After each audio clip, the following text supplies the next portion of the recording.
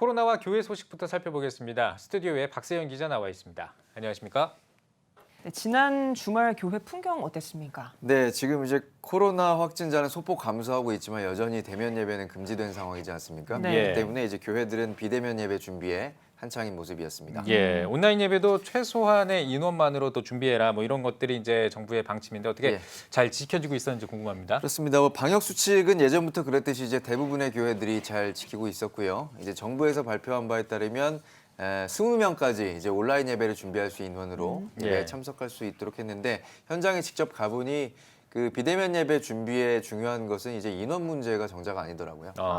사실 20명이라는 사람 숫자만 봤을 때는 네. 예배 준비에 또 어려움이 그다지 없을 것 같기도 한데 어떤 다른 문제가 있었나요? 문제는 이제 20명이 있더라도 그 중에서 이제 비대면 예배를 준비할 수 있는 인원이 있다는 거였습니다. 교회 다음 세대가 없어지고 있다고들 많이 말하는데 이번 코로나 사태로 인해서 그 문제의 심각성이 다시 한번 더 드러나게 된 것 같습니다. 대부분이 고령층으로 구성된 교회의 경우에 비대면 예배 시스템을 갖추는 게 하나의 벽으로 다가오는 상황이었는데요. 젊은 사람들은 그냥 동영상을 찍어서 뭐 유튜브나 이런 곳에 올리면 되지 않나라고 생각할 수 있잖아요. 네. 하지만 이제 어르신들의 입장, 또 기성세대들의 경우는 그 과정이 참 어렵게만 느껴지는 상황입니다. 네, 아무래도 젊은 사람들만큼 최근 이 문화에 익숙하지가 않기 때문에 더 그럴 것 같은데요. 그렇죠. 이 담임 목사 말고 또 사역자가 없는 교회들도 많은데 이런 교회들도 참 난감할 것 같습니다. 그렇습니다. 이제 젊은 사역자라도 있으면 괜찮은데 대부분의 이제 작은 교회들은 이제 목회자가 단독으로 이제 예배를 하는 경우가 많지 않습니까? 그렇기 때문에 어떤 교회는 이제 설교를 녹음을 해서 이제 성도들에게 이렇게 일일이 보내는 경우도 있었고요. 또 목회자들은 대면 예배 제한 상황이 이제 길어짐에 따라 여러 가지 우려가 있는 모습이었습니다. 한번 함께 들어보시겠습니다. 네. 2주를 보냈는데 또 이게 이렇게 되니까 이제는 조금 더 진보해서 뭘 하지 않으면은 그냥 교회와 교인들과 또 이게 멀어질 것 같은 느낌이 들고 해서 준비는 우리가 아무것도 없습니다. 할 장비도 없고 인력도 없지요. 네, 또 그렇다고 목사님이 직접 설교를 찍어서 올리는 것도 어려운 형편이고요. 네. 설령 올렸다고 해도 이 설교 동영상을 고령층이 찾아보기도 어려울 것 같거든요. 그렇습니다. 뭐 우리 이제 젊은 사람들은 스마트폰을 쓰는 게 당연하게 느껴지지만요.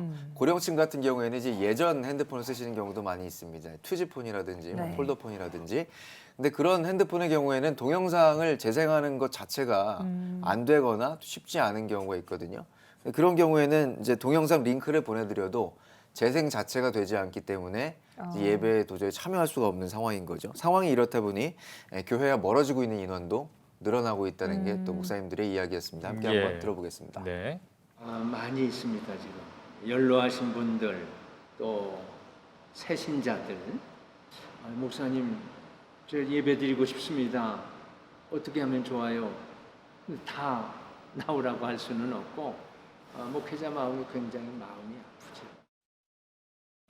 네, 지금 말씀 들어보니까 이 온라인 예배 준비하기가 참 힘들고 그래서 온라인 예배를 준비를 못한 교회들도 많이 있을 것 같고 그렇다면은 아예 이 뭐 준비 못한 교회들은 예배를 못 드린 경우도 있었을 것 같은데 어떻습니까? 있던가요? 예, 그렇죠. 이제 상당히 많이 있었습니다. 그래요? 그래서 이제 목사님들이 성도님들한테 각자 가정에서 이제 예배를 드리시고 이제 본문 말씀을 주시고 뭐 기독교 텔레비전을 시청하도록 한다거나 그런 경우도 많이 있었고요. 어떤 가정에서는 이제 가정 예배로 대체를 해서 이제 부모가 예배를 인도하도록 하는 경우들도 적지 않았습니다. 네.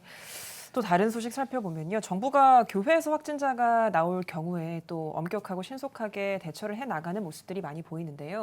그런가 하면 또 서울시가 코로나 확진자가 다수 나온 이제 군인권센터에 대해서는 명칭을 빼서 또 논란이 됐다고요. 그렇습니다. 지난 8월 27일에 이제 군인권센터에서 하루 만에 8명이 이제 추가 확진 판정을 받았습니다.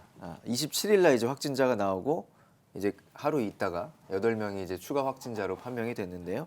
서울시는 지난 31일 브리핑에서 군 인권센터에서 확진자가 나왔다고 처음에 이제 최초에 발표를 했는데 20여 분 후에 수정 자료를 내서 마포구 소재 군 관련 사무실이라고 발표했습니다.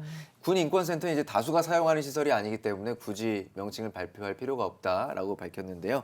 근데 국방부도 서울시에 군 인권센터로 명시해달라고 요청을 한 점과 또 20여 분 만에 갑자기 이제 명칭을 이제 삭제한 부분 이런 점들이 지금 의문으로 떠오르고 있는 상황입니다. 네, 뭐 이런 가운데 한국교회에 대한 정부의 탄압을 중단하라는 해외 인권 단체들의 항의 서명도 진행되고 있다고 들었습니다. 그렇습니다. 북한 인권운동과 수잔 숄티 디펜스 포럼 재단 회장이 서명운동 동참을 촉구하고 나섰는데요.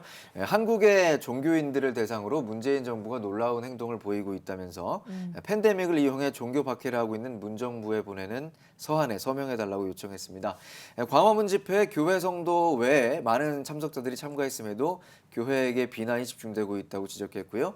또 해변 방문자 등 사람들이 모이는 장소나 또 행위 등에 대해서는 상대적으로 관대하게 지금 대처를 이어가고 있다고 비판했습니다. 네, 예. 그러면 이번 서명운동을 이끌어가는 단체들은 어떤 단체들인가요? 네, 종교 자유를 위한 단체 주빌리 캠페인과 북한 자유연합 창설 멤버들이 주도를 하고 있는데요. 북한 자유연합은 미국 내 인권 단체들의 연합 조직이고요. 매년 4월 미 국회의사당과 백악관 등지에서 탈북자 구출을 위한 활동도 펼치고 있습니다. 네. 오늘은 여기까지 듣겠습니다. 박세영 기자 수고하셨습니다.